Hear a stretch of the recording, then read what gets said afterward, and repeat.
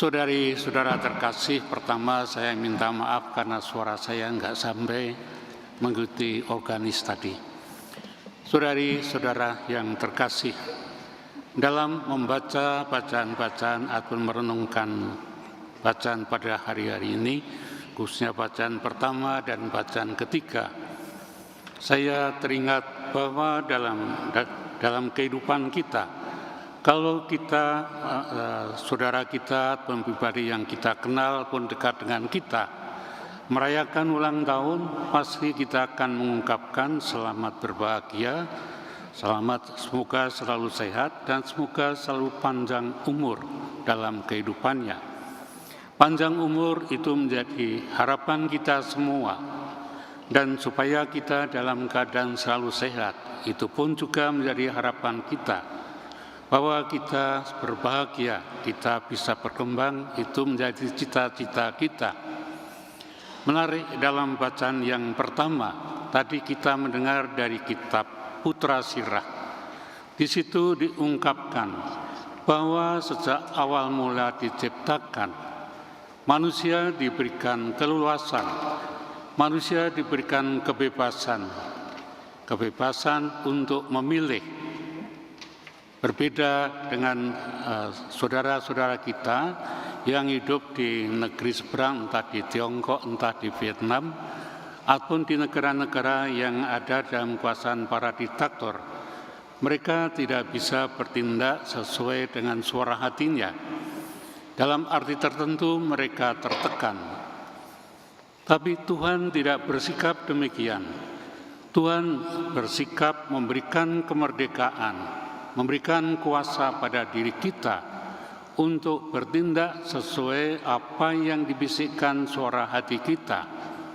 Kita bisa memilih, kita bisa menentukan nasib kita, kita mau jadi apa. Tuhan mengatakan, tersedia bagi kita semua, tersedia bagi manusia, air dan api, hidup dan kematian. Terserah kita mau milih hidup ataupun kematian. Tentu kita tidak akan memilih kematian ataupun kebinasaan. Pasti kita akan memilih supaya kita hidup, kita bisa berkembang, kita bisa mewujudkan cita-cita. Dan itu harapan kita supaya dalam kehidupan kita bisa berbahagia. Tidak hanya selagi dalam pencarian di dunia, tapi juga setelah kita mengakhiri pencarian ini. Tuhan tadi juga mengatakan, kalau kita mau memilih kehidupan, Putra Sirah menuliskan bahwa kita perlu taat dan setia pada perintahnya. Perintah Tuhan itu yang menjadi pegangan hidup kita. Dalam bagian akhir, kita mendengarkan bacaan dari kitab dari Putra Sirah. Tuhan tidak menyuruh kita berbuat jahat. Tuhan tidak menginginkan kita berbuat dosa. Tentu dosa dan kejahatan tidak dikehendaki Tuhan kita lakukan dalam kehidupan kita. Tidak berarti Tuhan membatasi kita, kebebasan kita, tapi tergantung pilihan kita. Kalau kita memilih api, tentu kita akan melakukan hal yang tidak diinginkan oleh Tuhan. Tapi kalau kita memilih air, tentu kita akan memilih untuk mendengarkan sabda Tuhan, taat pada perintahnya ataupun taat pada firman-Nya.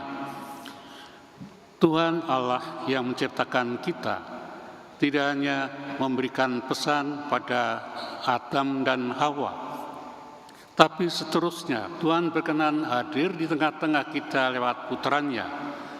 Lewat putranya Tuhan Yesus yang menjadi jalan kebenaran dan kehidupan. Beliau mewartakan karya keselamatan Tuhan lewat hidupnya, tapi juga lewat pewartaannya, lewat sabda-sabdanya.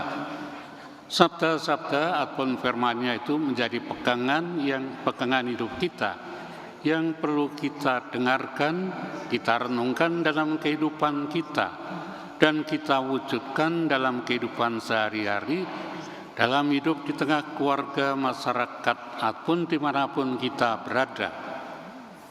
Dalam bacaan Injil pada hari ini, Tuhan berpesan supaya kita tidak bertindak seperti orang Farisi ataupun orang Saduki ataupun ahli kitab.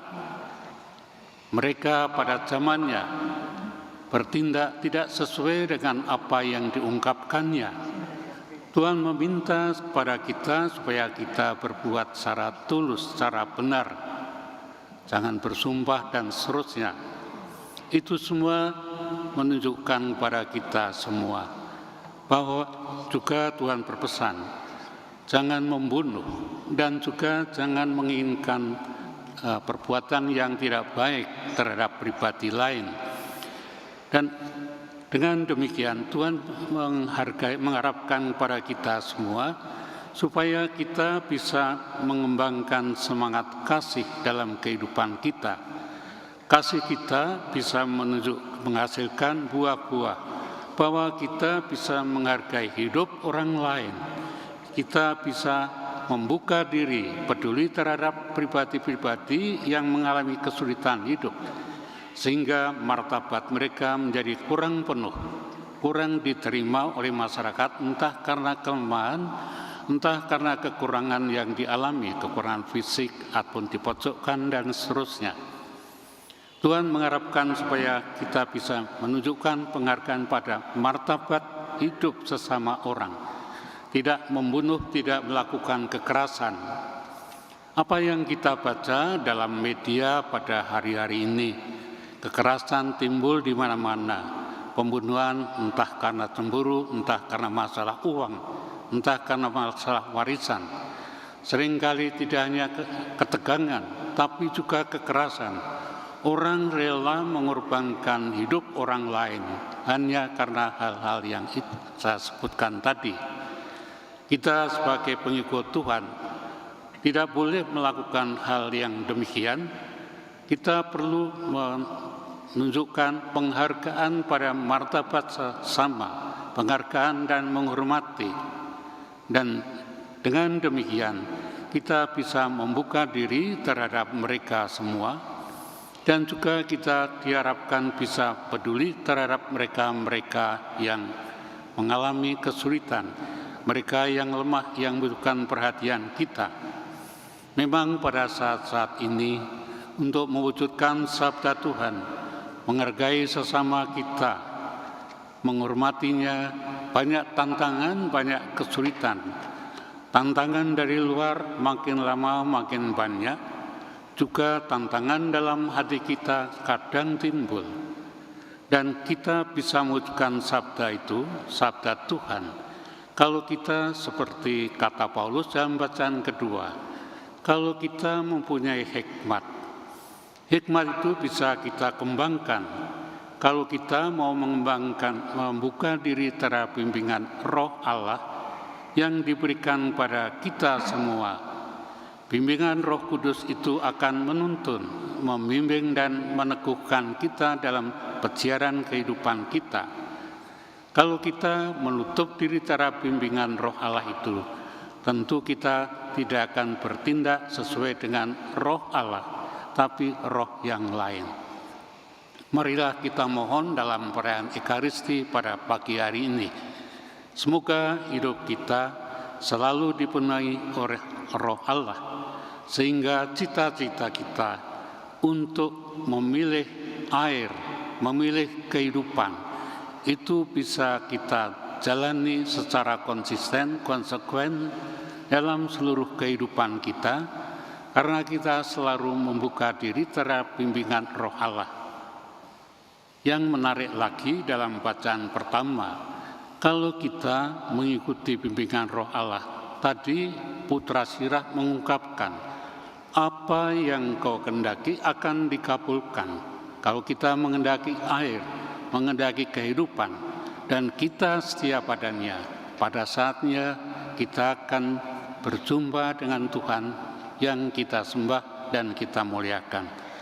Dalam harapan itu kita lanjutkan ibadah Ekaristi pada pagi ini.